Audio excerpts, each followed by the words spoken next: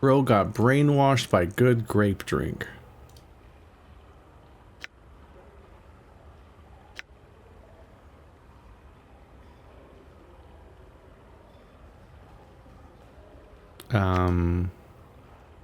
There it is. Indescribable frustration. It's hard to keep your place at some point with how many there are to go back through. Oh, third is up here. Forgot how wide these ones on the side are. They're half the room. You can see it now. The crown of Haphon gleaming upon a marble pedestal. No more than 20 strides away it is. With it, you could wrest control of the armies of Athanapolis, away from your treacherous brother and restore your father's kingdom. A fool your wretched brother was. You smile grimly at the thought. To leave the king's only daughter alive, thinking she could do him no harm. A sound. The creak of leather sandals, the softest hiss. Over there by the third pillar. She was close now. Palafi, the Medusa, jealously guarding the crown her servant had stolen for her so long ago. Crouching behind a wide pillar, you wrap your hand tightly around your trusted, thrice-blessed javelin. With your helm of swiftness and the 100-mirrored shield, even a beast such as Palafi would be no match for you. Any movement now, she would round the pillar and meet the side of you. Even if she turned away from the shield, your javelin would surely find her throat. Suddenly there's a gentle touch on your shoulder. You gasp, spinning around to face, of course, the Medusa. Accepting the inevitable, you only have time to loose a piercing cry of frustration before your lungs, and every other part of you solidifies into cold, gray stone. How'd you get that memory? Yeah, how do you get the memories of dead people? I guess she got cured? Don't the memories have to come from living people that volunteer them?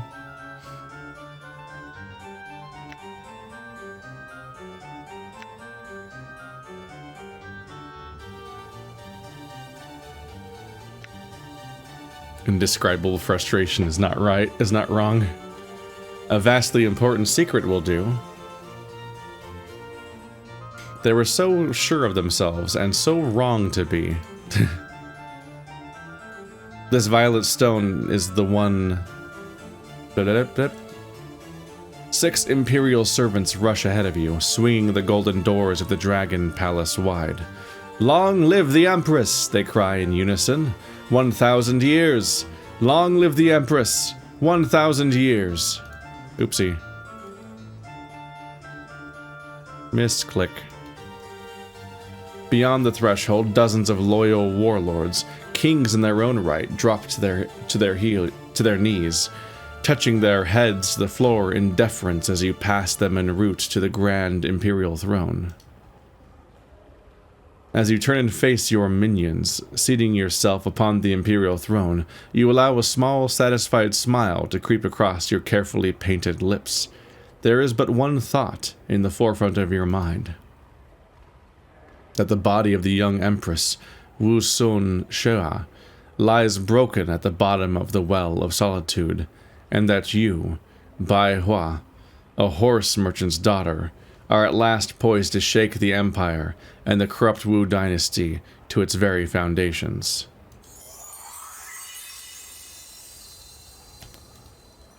Conquered. Thoroughly. When I hear Wu dynasty though, I'm like, wasn't that just real though?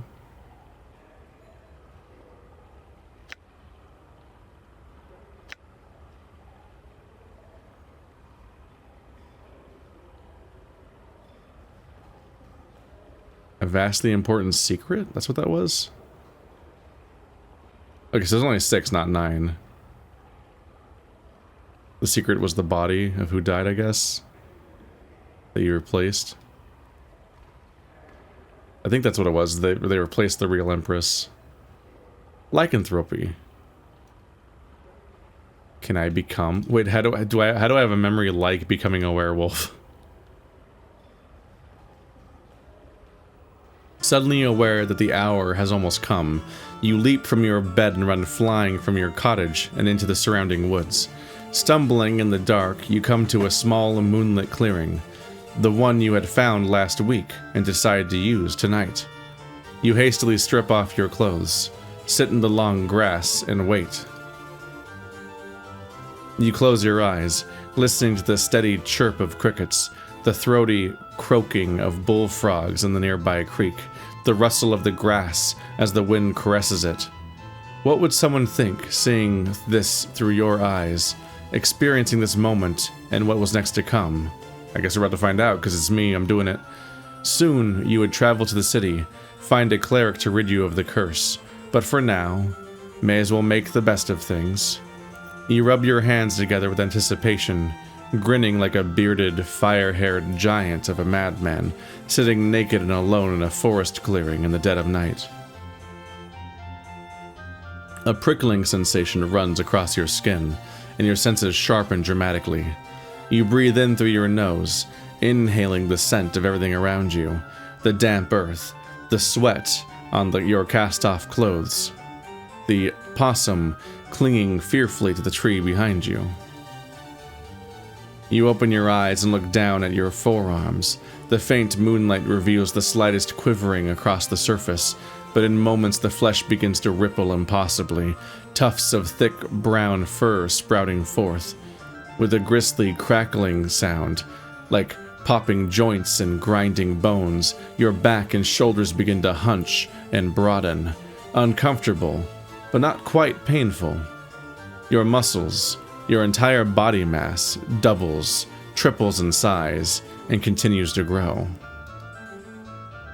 Still fascinated by the transformation yourself, you watch as your fingers wither away to nothing, hands swelling into meaty paws from which burst fur and massive black claws. Fingers that wither away into nothing. What kind of werewolf is he turning into? But then they're massive claws, but they're in little paws? Just paws with claws? The night seems to become brighter as your eyes transform, become accustomed to the darkness. A wide muzzle comes into view, and you touch your wet, snuffling nose delicately, chuckling to yourself. How did you touch your nose if you have paws now? Next time you think you'll have to stare into a mirror or pond as the curse takes effect. Watch your face warp and change, losing its familiar shape to become a bear's. Oh! It's not where I thought we were going with that. Although when I did think about thick brown fur, and I'm like, hang on a minute. Soon it becomes difficult to concentrate upon anything but your more basic urges. Food would be good. Right now. Yes, food. Perhaps you'll get lucky and find a nice, fat catfish in the creek. You rise off your massive haunches with a huff and begin to amble through the trees on all fours, heading for the water's edge. Huh. Instead of being like an anthro-shaped werewolf, he's instead just a regular bear, basically. That's different. Do bears have fantastic senses? I didn't even know. I'm not sure. I think that's it.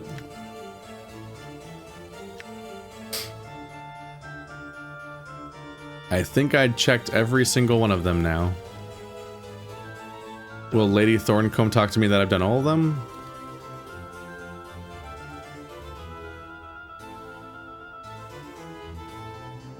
Nah, because I don't think she'll listen to me.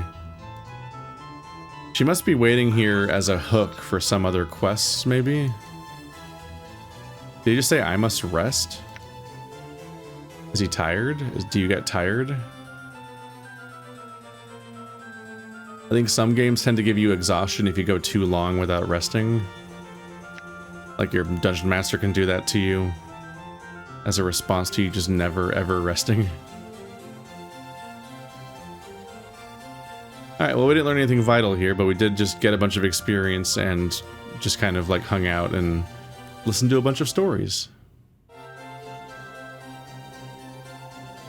Alright.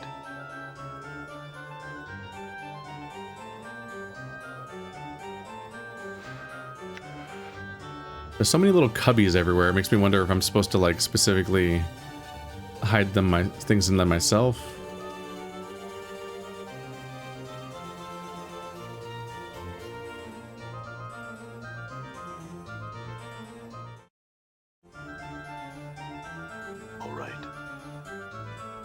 This is the room clerk. Let's go ahead and rest, since I'm allowed to do that now.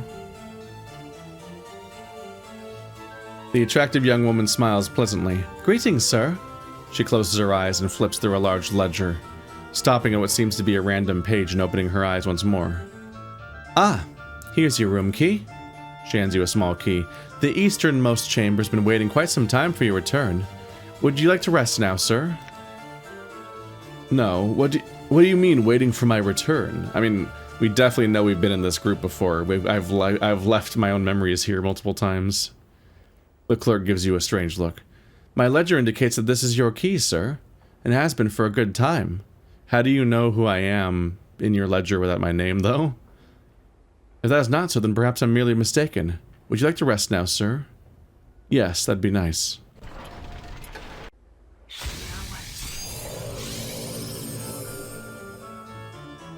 And he never finishes healing.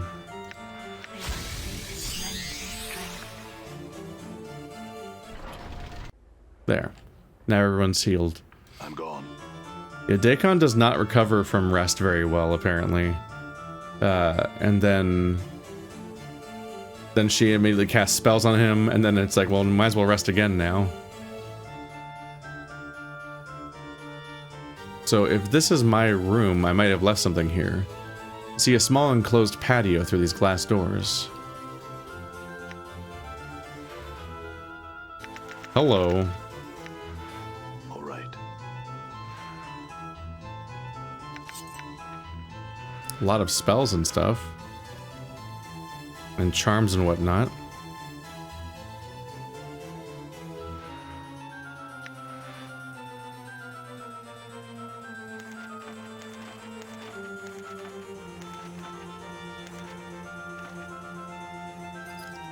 My room key.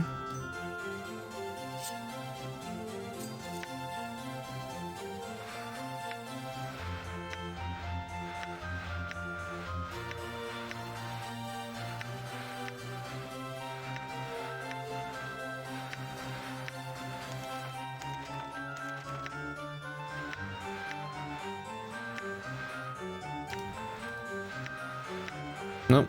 Nobody needs chromatic orb. I guess we sell it.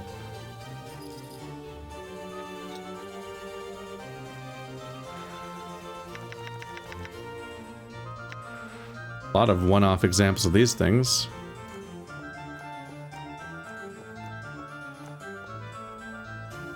There we go. And this one's purple. Might as well. But can you open it?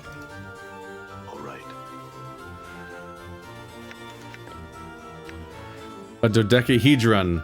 That's a 20-sided thing. Or is it 6? No, 6 is... Yeah, dodecahedron's 6. Sorry, 12. I'm a train wreck. I have a specific memory tied to the word dodecahedron because of the fact that, what is it? When I took my first geology course, like the really intro one in college... which was just so rudimentary, but there was a mineral identification quiz, and it was supposed to be easy. Like it was very prototypical examples, not like the stuff you'd actually find in the real world mostly.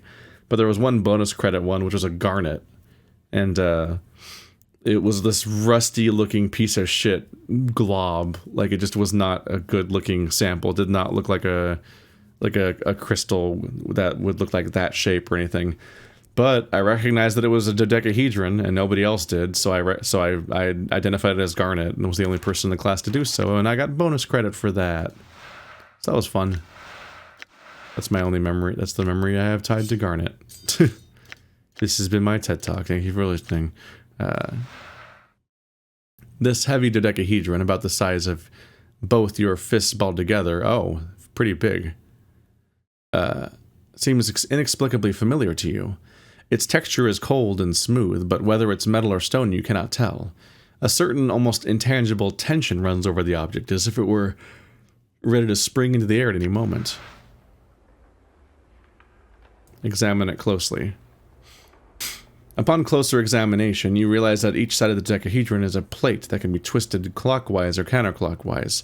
It appears to be a puzzle box or combination lock, as each of the pentagonal plates has 5 possible positions. The dodecahedron has no less than 244,140,625 settings. You just had that on a whim, huh? It would take every second of the next 77 odd years to hit all the combinations, but then you might just get lucky and stumble onto a solution in minutes. Fiddle with it for a bit. As you methodically twist the cold, gray facets of the dodecahedron, a strange sensation forms in the base of your skull. Your hands seem to move on their own accord, turning the object and spinning its facets with mechanical precision.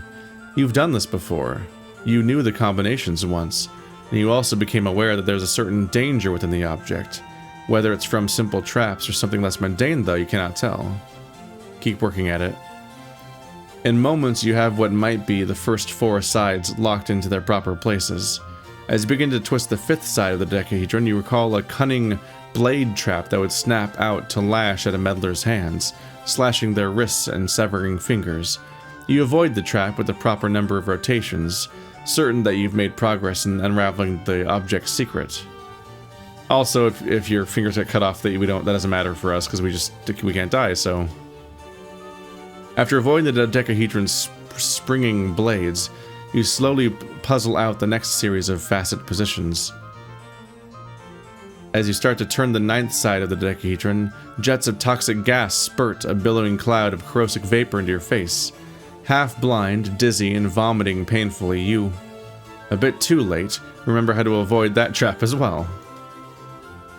You circumvent the dodecahedron's poisonous gas trap and begin your work on the final facet positions. Just as you're locking the 12th pentagon into place, sorcerous runes hidden within the dodecahedron unleash a tiny storm of magical lightning. Arcs of crackling blue light run up your arms, leaving smoking trails of black, ruined flesh in their wake. After allowing your muscles to cease their spasms and picking yourself back up, you recall how to avoid that trap.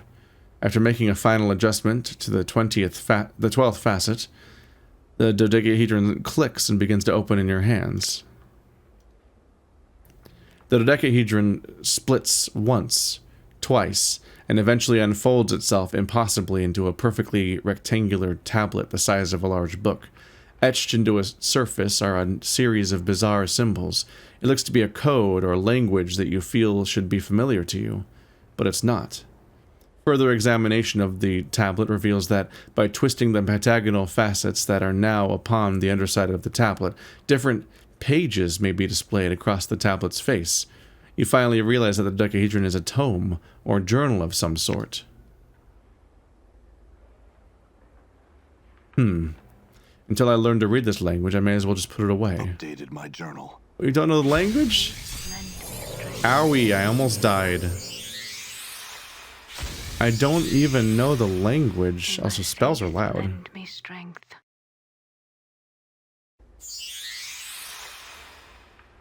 It being some kind of journal just made me think it was like the journal. Wow, that's a cure moderate wounds? That must have been a terrible roll. May my faith lend me strength. A pleasure. All right. Well, now I've got a weird dodecahedron to go with all my other weird shit. Maybe we'll learn the lesson, or learn the language, or remember the language at some point.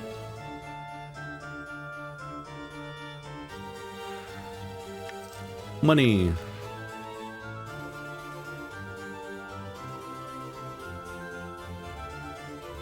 All right. Well, this was all worth checking.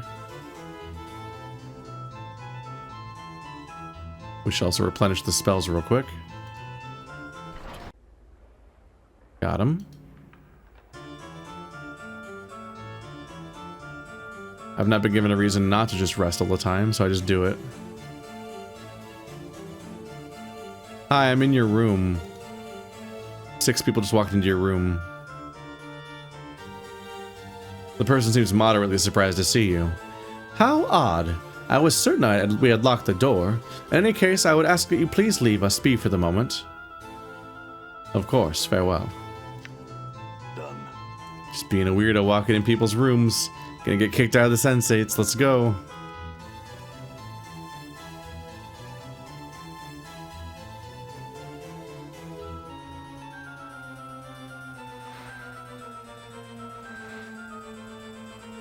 Done.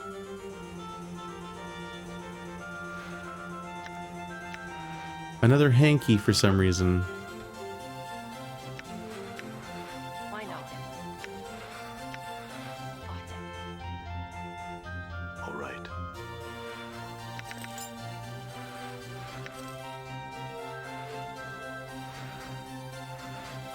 I'm gone. More money, please.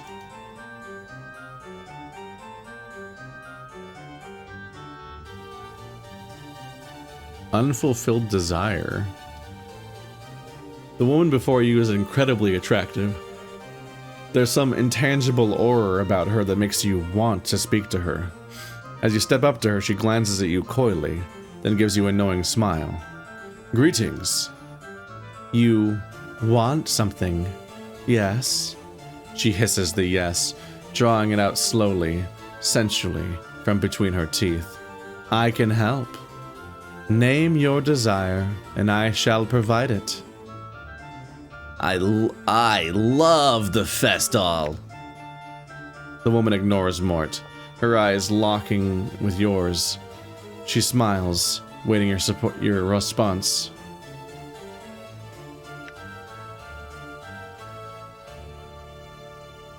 I want my memories returned, all of them.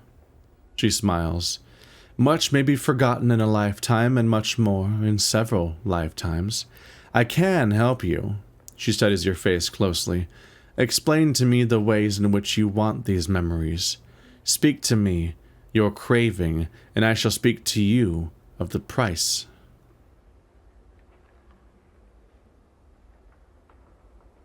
Describe the way in which you want your memories back.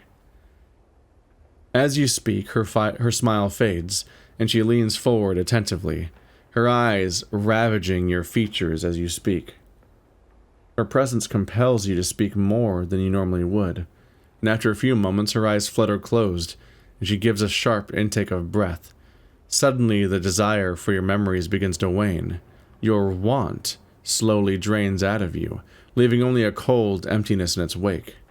She opens her eyes again as you stop speaking. What is wrong, traveler? Do you no longer want your memories returned to you? No. I mean, yes. What have you done to me? She seems perplexed. Whatever do you mean? Despite her innocent demeanor, you're certain something unnatural has occurred.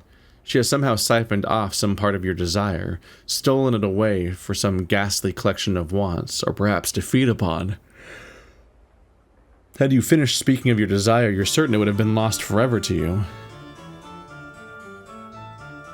Come now, is there something else you want? Tell me of it. I'd best not.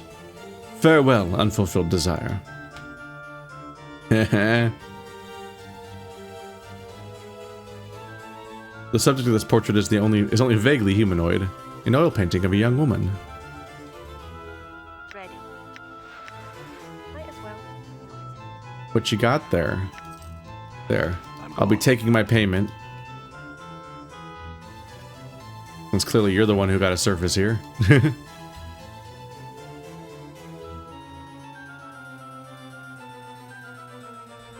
They're surprisingly heavy on the idea of, like, what if there was some kind of, like, prostitute-seeming character, but it was actually a plot twist These people just talk and they fulfill you with talking.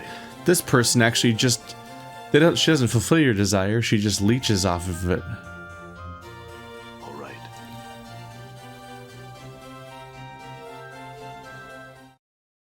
But then there just was a prostitute.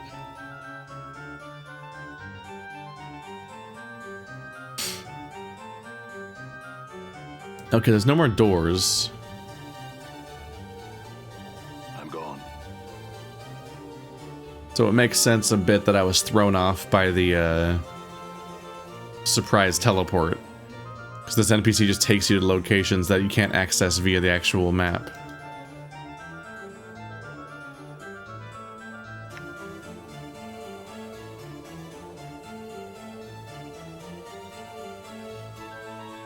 Oh, you buy stuff from the Sensate vaults right here.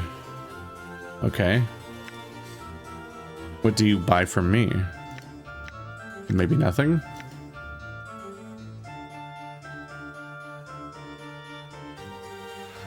Scroll of the power word blind. Level 8 wizard.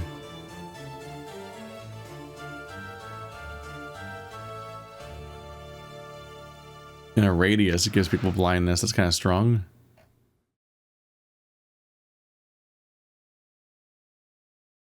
So they primarily teach you spells. That's the vault. I thought the vault might be a location.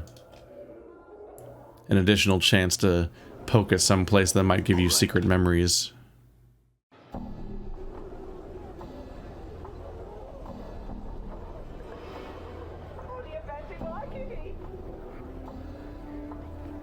So I believe we still largely don't know what happened to that guy that we woke up.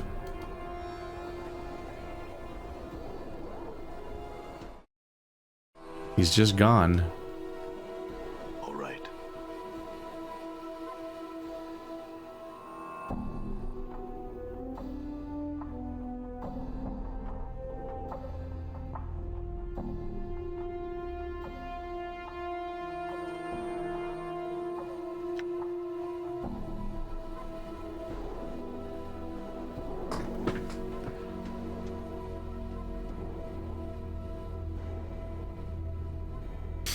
It seems like he's not updating, so I guess that's just over.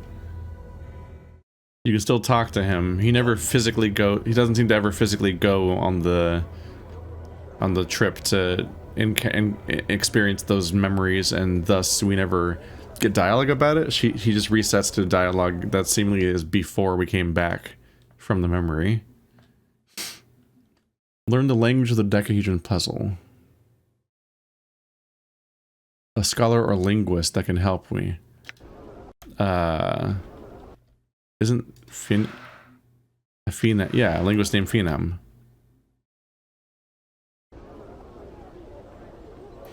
This is one of the loose ends we're still waiting to have something happen with. Seems like joining the Sensates was very important. It's very funny that I thought it was like an option. Maybe this character will make sense now. Phenom glances your way, frowning. Chosen to graze my helm once more, have you? What is it you wish of me this time? I had some questions. I would have you know that I am a scholar and a linguist, sir. While I shall happily entertain any questions regarding my field of study, language, and the like, I can be of no help to you in the other matters. Unfold the dodecahedron to a page with writing on it and ask if you can translate it. He takes the unfolded dodecahedron in his hands and examines it closely. This language is a long dead one, known to virtually no one. I believe my father, a linguist like myself, knew this language, and may well have been the only man in Sigil at the time that could understand it. I recognize it from his notes, but I cannot translate it. Do you have those notes still? Phenom shakes his head. They'll be of no use to you if you're looking to translate anything. And the few actual books he had pertaining to that language disappeared around the time of his murder, I believe. I just assume everyone was murdered by me. Your father was murdered? Phenom nods. Strangled, he was. He had left to tutor someone. He taught various languages to supplement his research income, and was discovered dead in a side chamber of the Civic Fest Hall. The killer was never found. This was some, perhaps 50 years ago.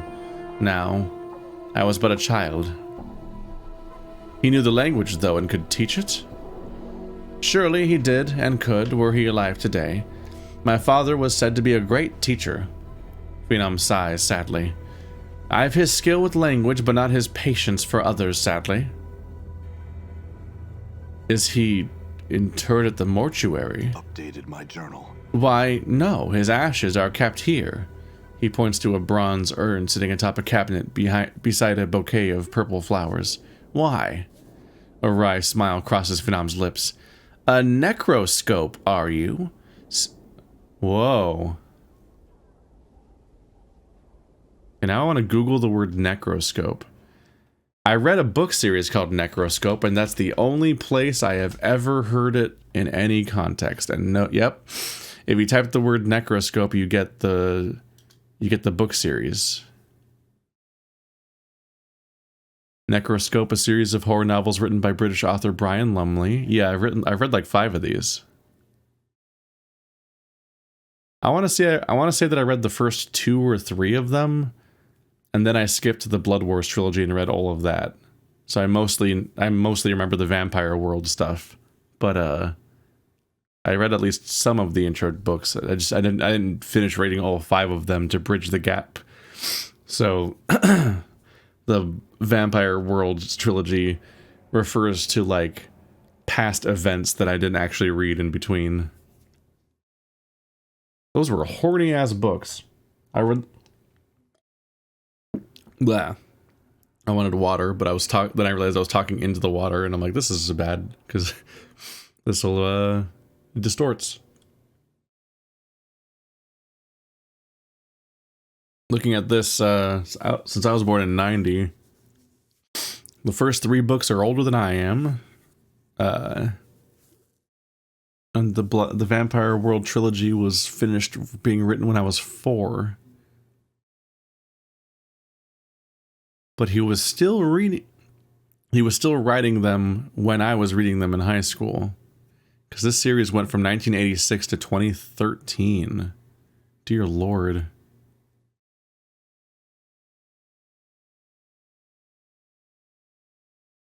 Like a few different like trilogy bonus things happened along the way, essentially.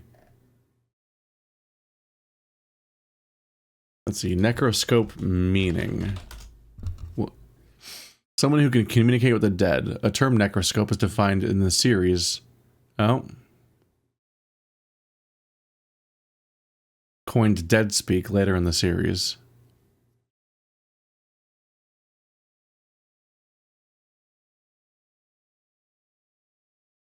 What does necroscope mean? Definitions.net. The title of a series by yeah, every result, even with the added with meaning added. Let's try definition.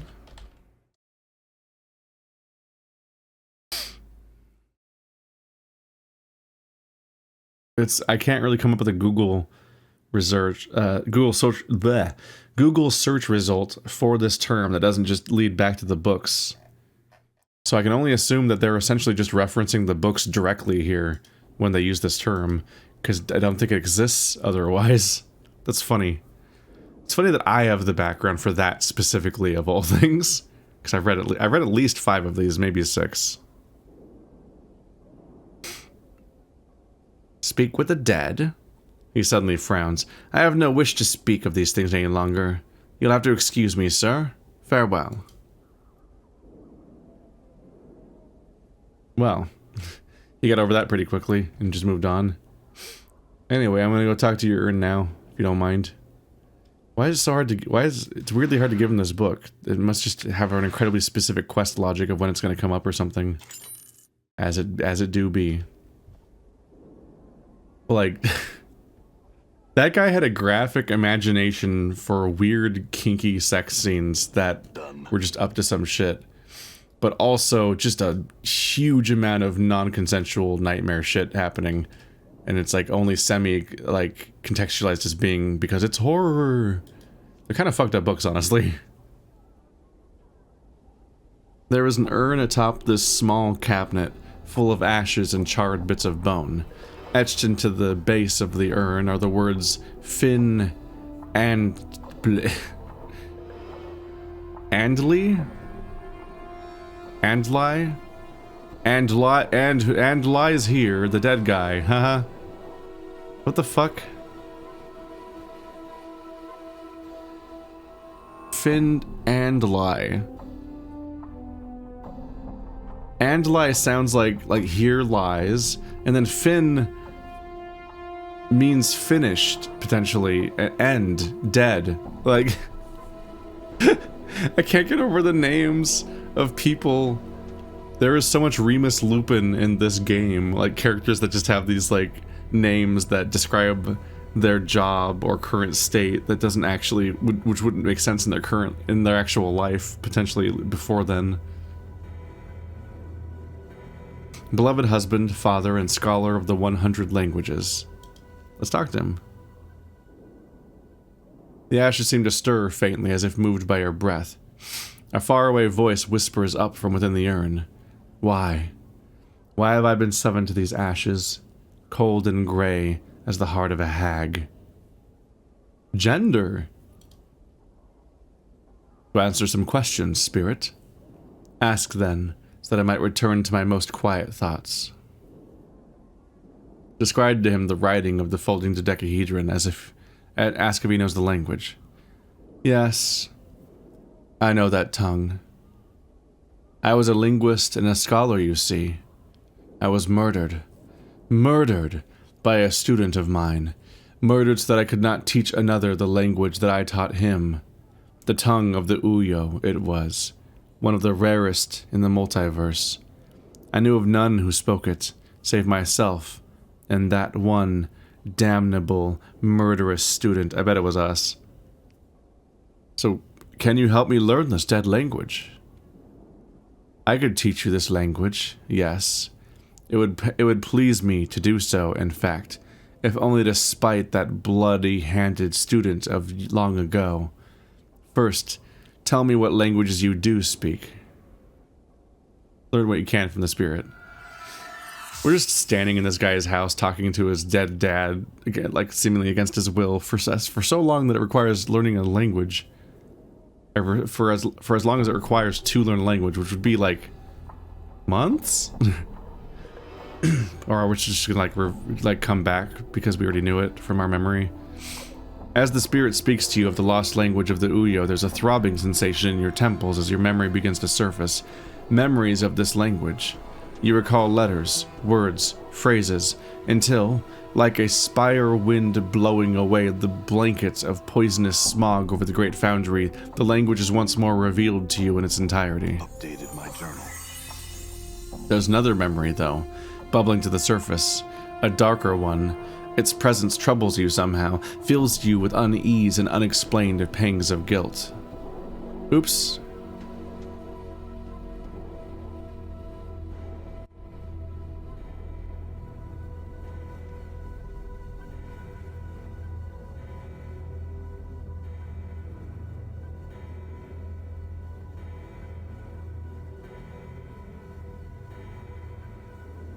I accidentally hit repress the memory, which is the opposite of what I tried to do, but I feel like getting the memory is usually the top option.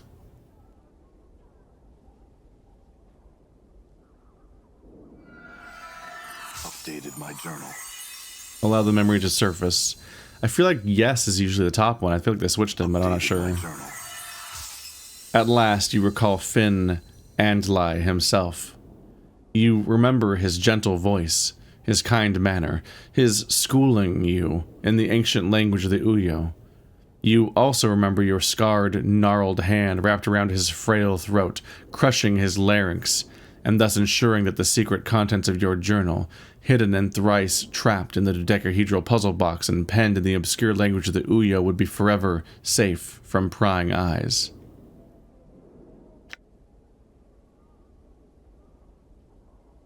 Finn, I must tell you, it was me who murdered you. Updated my journal. The spirit is silent for a time, the ashes rustling softly within the urn. When it speaks once more, its voice is full of sorrow. But why? Why would you come to me once more? Did you forget what you had been taught? I mean, yes, that's the dark thing, is we killed someone after learning a thing, and so that we'd be the only one that knew it, and then we just forgot too. No. Well, yes, it is difficult to explain. But I must have been a former self of mine that... It must have been a former self of mine that murdered you. Each time I die, I reawaken as if from a long sleep, but having forgotten everything. Who I was, and what I'd done. I think I understand. I sense your regret, and would forgive you. May peace be with you, pupil of old, and may you prove kinder in this life than in the one which saw an end to mine. Thanks, Finn. Farewell. I killed your father. Me. Shockingly forgiving person, all things considered. Well, we are super stuck in this configuration.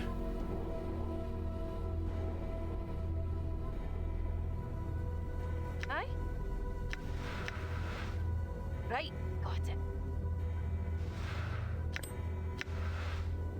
Gold bracelet. Mine now. Well. Alright. When are we gonna... when do I don't know how to follow up on this.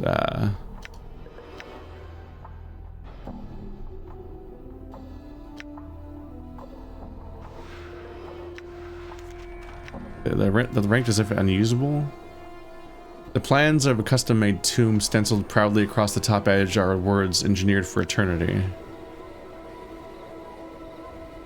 The plans would make more sense if you were in the tomb itself. They could then make direct comparisons between the plans and how they were implemented.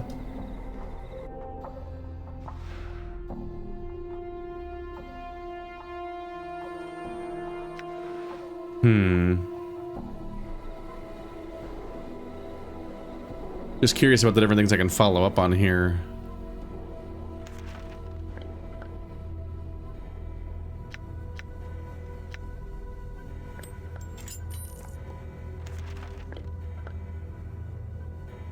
I think I just need to find the right tomb and use it in there. I just don't know if it's the place I haven't found yet or if it's a thing I backtrack for. But I could try opening it up in other places I've been. You heft the cold gray dodecahedron up to examine it more carefully. Now aware of the various deadly traps that it holds for incautious users and how to avoid them entirely. Having learned the dead language of the Uyo, you'll at last be able to decipher its contents. Updated my journal. The tablet turns out to be a journal of sorts, one kept by some prior incarnation of yourself, it would seem, and not an altogether sane one either. There are only a handful of completely coherent sections. What do you wish to read about? Oh boy. The Whispering Shadows. The whisperings are not the shadows moving. They are speaking, plotting, talking to each other. I can understand some of what they say. A female ghost. The book tells me things, whispers things. It tells me to avoid the ghost girl, to avoid her. I don't know her, and she torments me. Read about hiding something within your own body. And I swallowed it, hoping it'd catch in my bowels. I can make someone remove it when I need to. We already found that. I don't know if I remember which specific thing it was, but I definitely have that. Paranoid ranting. I have learned that my life is not my own. I will not allow you to have my life. You will have to pull my life from my broken body if you want it. It's you who will die. If I cannot have it, neither will you. You are responsible for this treason of flesh. You will not live to live my life. Well. Accursed tattoos. The accursed tattoos will not leave my skin. I have tried to burn them off of my skin. Failed. Failed. I tried to cloak myself, but I always feel that people are reading my flesh, reading me like a book. Whenever they look at me, I want to tear their eyes out and pluck them from their sockets and crush them beneath my heel. It's got to be really iffy to have like instructions on your back about for yourself and everyone can just see them all the time. Like, we haven't dwelled on that much, but like the skull, Morte read instructions on our back at the beginning of this game and then lied to us about what was there. But like, he lied to us about a thing that everyone can see forever on my back. There's always instructions there. I forget if I checked whether this game came out before or after Memento, which has the same kind of premise. Read about dreams and Ravel. Why can't I dream? I used the goblet of Semir to force a waking dream. I saw a hag. She tempted me, threatened me with shadows.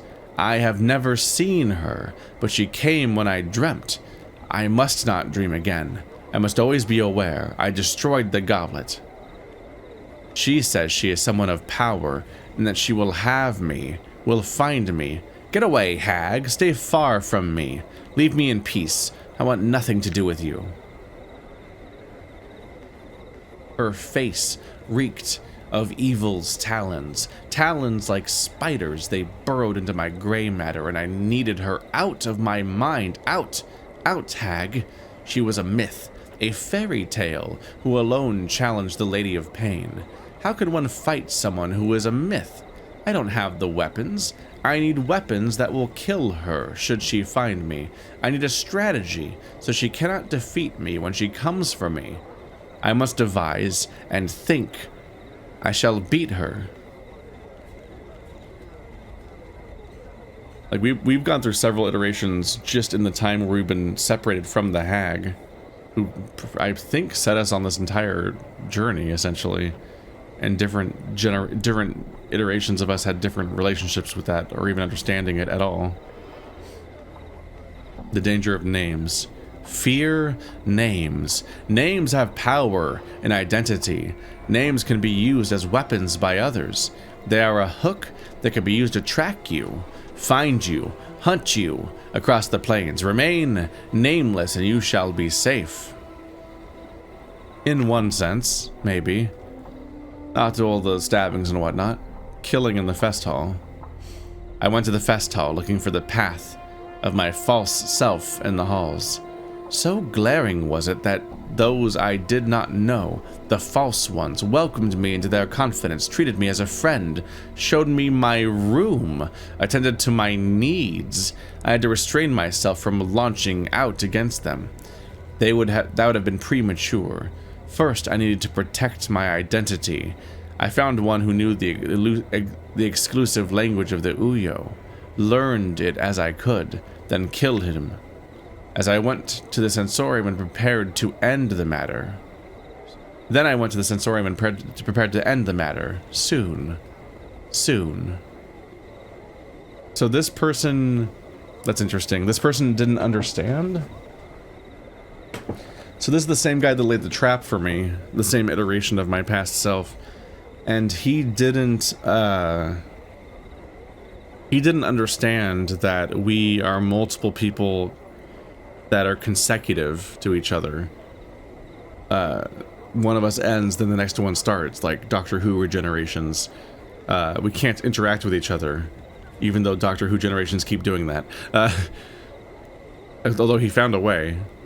Technically, but he expected that we would be able to interact and that he could lay a trap for me to stop me from stealing his body, which is absolutely not any sensical interpretation of how this works. But because he kept encountering people who knew who he was, even though he didn't know who they were, he interpreted it as essentially being like he had an impersonator. There was like a fake, there's an alternate him somewhere, and he had to trap and catch that person.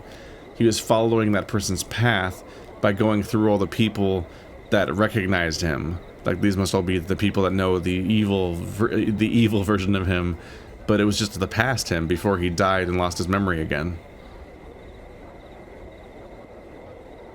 The linguist might have even been a friend before.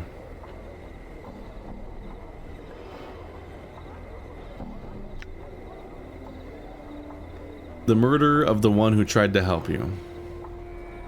There is nothing he can do. Memories are gone, he says, never to return. He says, lies, and tells me that this is what he told me. Lies. He says my mind is weakening from every death. Lies. He sat there, betraying my confidence with every turn.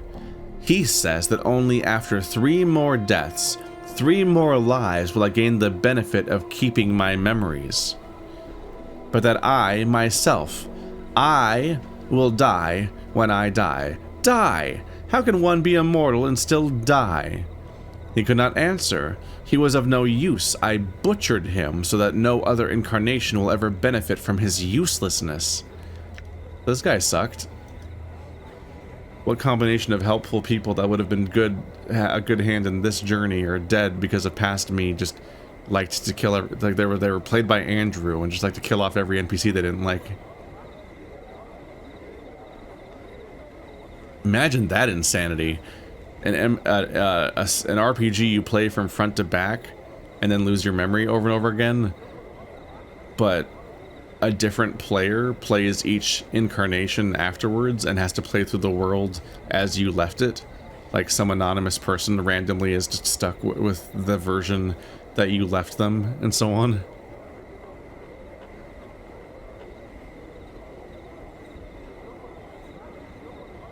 Read a cryptic answer from an unknown source.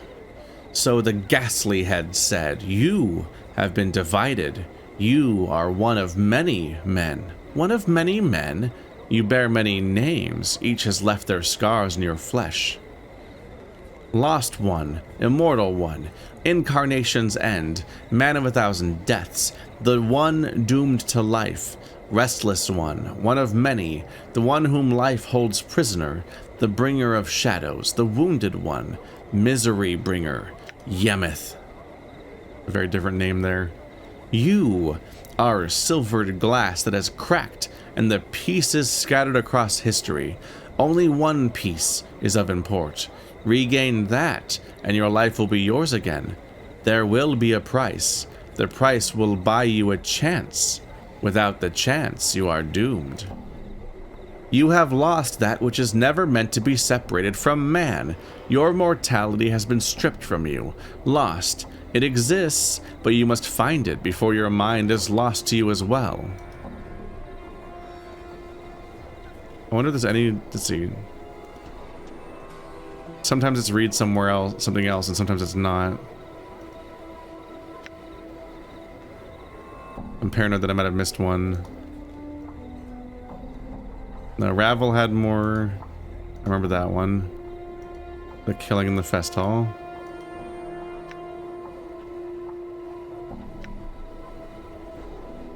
Nope.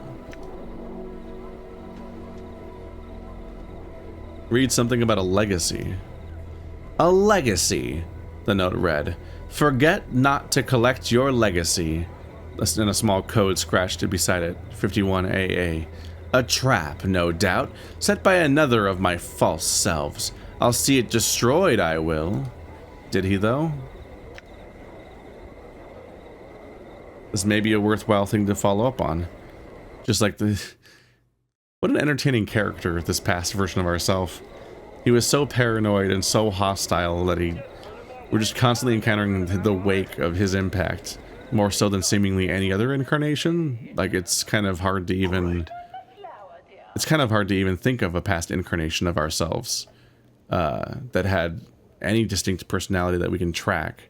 There's the one of us that manipulated Dianara, which was not the psycho one, because this guy doesn't remember who she is, but knows about the ghost girl existing. And so this was probably the more recent guy. Well, I'm confused about that. There's a ghost girl, and he knows about a ghost girl, but he also murdered the linguist 50 years ago. How long ago did the ghost girl die again? Dianara? Anyway.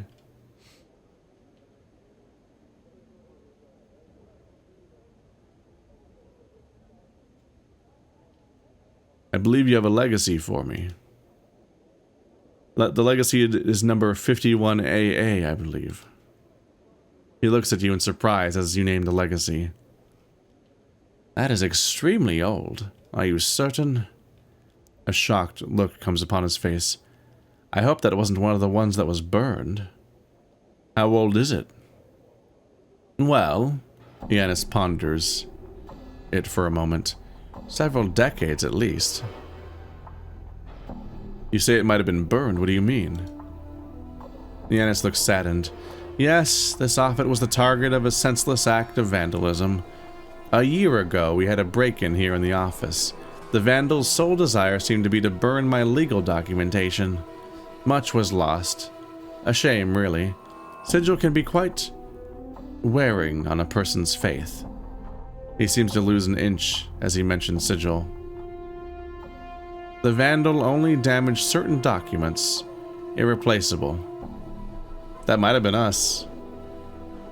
That he might, so the madman version of us, the really hostile, paranoid one, might be the most recent version of ourselves that died, then became us. Can you check and see if the legacy still exists? He nods quickly. Oh, yes, of course. It will take a moment. Very well, I'll wait. Yanis returns, nodding. Yes. Fortunately, it was unharmed by the fire. All the articles are safe. Could I collect on it? I am the beneficiary. Of course. Sign here and here on the dotted line. There and there. All right. I'm not supposed to sign things. There we are. That should be the last of the paperwork. Here are all... What do I sign if I don't have a name? Here are all the items that were in the vault. One looks like a foundry receipt, though quite an old one, to be sure. Did the deceased have something commissioned by the foundry? I hope it's a birdcage with vases on it. I don't know. Perhaps. I'm beginning to think just about anything is possible. Where's the foundry? My journal. It is located in the lower ward. It is past the Great Gate. Look for a number of godsmen guards at a gate, and you should be in the right place. Thank you for the directions. I'll go there now. In knowing the teachings of Zerthamon, I have become stronger. In endure, my blade has changed. His weapon has changed. Fighting skills improved. Health up. 61 health.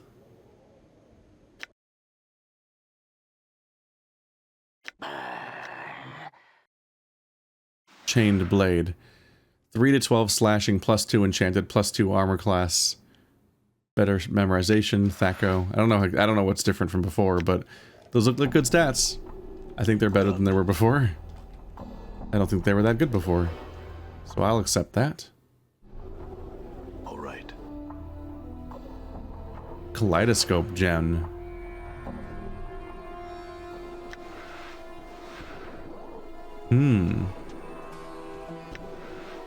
We've got a few new things to look at then.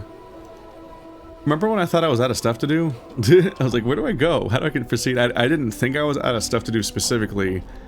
I was just very confused about how to proceed. And now I have no trouble. I just did 5 hours just today alone. I've done this all day. And I have not lost threads to follow.